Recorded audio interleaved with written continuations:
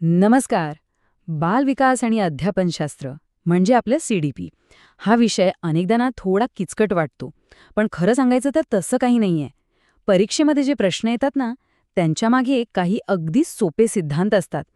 आज आपण काय करणार आहोत? तर बरोबर तेच सिद्धांत सोप्या भाषेत समजून घेणार आहोत. चला तर मग सुरू करूया. कधी तुमच्या समोर अशी 500 किंवा 1000 प्रश्नांची मोठी लिस्ट आली आहे का? आणि मनात विचार आलाय की अरे देवा, हे सगळं पाठ कसं करायचं? तर चांगली बातमी ही आहे की आपल्याला काहीच पाठ करायचा नाहीये.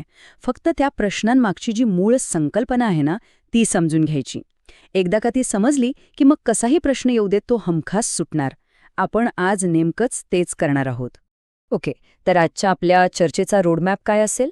बघा, सगळ्यात आधी आपण शिकण्याचे मुख्य सिद्धांत पाहू. मग पियाजे आणि वायगोट्स्की यांच्या विचारात नेमका काय फरक आहे ते बघू. त्यानंतर वर्तन, बुद्धिमत्ता आणि नैतिकता यावर बोलू आणि शेवटी काही महत्त्वाच्या संकल्पनांवर एक झटपट नजर टाकू. चला तर मग आता थेट आपल्या पहिल्या आणि सगळ्यात महत्त्वाच्या भागाकडे वळूया, शिकण्याचे प्रमुख सिद्धांत.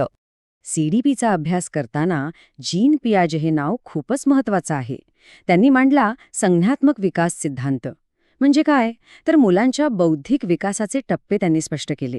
आणि एक गोष्ट लक्षात ठेवा, जवळजवळ प्रत्येक परीक्षेत या सिद्धांतावर आधारित एखादा प्रश्न असतोच असतो.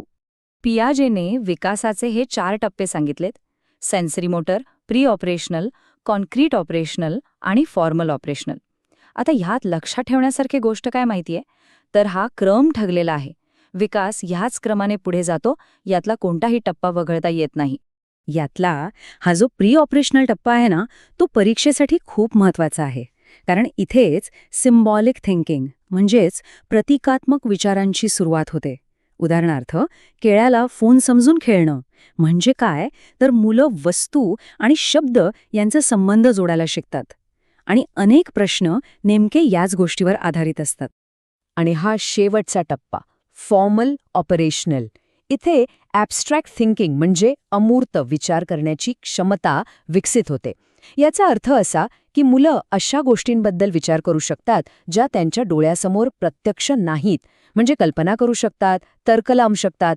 हा त्यांच्या बौद्धिक विकासाचा सर्वोच्च टप्पा मानला जातो. बरं, पियाजे यांनी विकासाचा एक मार्ग सांगितला, पण लेव वायगॉट्स्की यांनी एक पूर्णपणे वेगळाच दृष्टिकोन मांडला. मग आता या 2 महान विचारवंतांमध्ये नेमका फरक काय आहे? चला तेच समजून घेऊया. हा फरक समजून घेणं खूप महत्त्वाचं आहे बघा. जीन पियाजे यांनी व्यक्तीच्या आत म्हणजे मेंदूत होणाऱ्या बौद्धिक विकासाच्या टप्प्यांवर लक्ष केंद्रित केलं. याउलट लेव वायगोट्स्की काय म्हणाले की विकास हा सामाजिक संवाद आणि आपल्या संस्कृतीमुळे होतो. म्हणजे थोडक्यात पियाजे व्यक्तीवर भर देतात तर वायगोट्स्की समाजावर. वायगॉट्स्की यांच्या सिद्धांताला सोशिओ कल्चरल थिअरी असं म्हणतात. त्यांच्या मते मूल जेव्हा काही शिकतं तेव्हा त्याच्या आजूबाजूचे लोक, त्याचा समाज आणि त्याची संस्कृती यांची भूमिका खूप महत्त्वाची असते. त्यांच्यासाठी शिकणं ही एक सामाजिक प्रक्रिया आहे, एकट्याची नाही. वायगॉट्स्की यांची ही ZPD संकल्पना तर खूपच सोपी आहे. समजा एक मूल एकटं 5 गणितं सोडवू शकतं, पण शिक्षकाच्या मदतीने ते 8 गणितं सोडवू शकतं. तर ती जी 3 अतिरिक्त गणितं आहेत ना, ती झाली त्या मुलाची ZPD, म्हणजेच मदतीने शिकण्याची संभाव्य जागा. आणि ह्या ZPDमध्ये जी मदत दिली जाते त्यालाच स्कॅफोल्डिंग असं म्हणतात. अगदी सोपं उदाहरण म्हणजे सायकल शिकताना सुरुवातीला मागून जसा आधार दिला जातो ना, तसाच हा एक तात्पुरता आधार आहे. एकदा का विद्यार्थी ती गोष्ट शिकला की हा आधार काढून घेतला जातो. ही संकल्पना थेट वायगॉट्स्की यांच्या विचारांशी जोडलेली आहे. आता आपण वळूया वर्तणूक वादाकडे. या विचारवंतांचं म्हणणं अगदी सरळ होतं. ते म्हणायचे, मनात काय चाललंय हे महत्त्वाचं नाही, व्यक्ती काय करते ते महत्त्वाचं आहे. त्यांच्यासाठी फक्त तेच वर्तन अभ्यासासाठी महत्त्वाचं होतं जे डोळ्यांना दिसतं आणि जे मोजता येतं. जॉन बी वॉटसन यांना वर्तणूकवादाचे जनक मानलं जातं. हे नाव लक्षात ठेवणं गरजेचं आहे, कारण ते या संपूर्ण विचारधारेचे प्रणेते होते. यामध्ये 2 मुख्य प्रकार आहेत. पहिला आहे पॅव्लॉवचा क्लासिकल कंडिशनिंग, म्हणजे घंटेच्या आवाजाने कुत्र्याच्या तोंडाला पाणी सुटणं. आणि दुसरा आहे स्किनर्सचा ऑपरंट कंडिशनिंग, जिथे योग्य बटन दाबल्यावर उंदराला बक्षीस मिळतं. सोप्या भाषेत एक साहचर्याने शिकवतो तर दुसरा परिणामांमधनं. ह्याच विचारधारेतलं आणखी एक महत्त्वाचं नाव म्हणजे थॉर्नडाईक. त्यांनी उत्तेजक आणि प्रतिसाद यांच्यातील थेट संबंधावर भर दिला.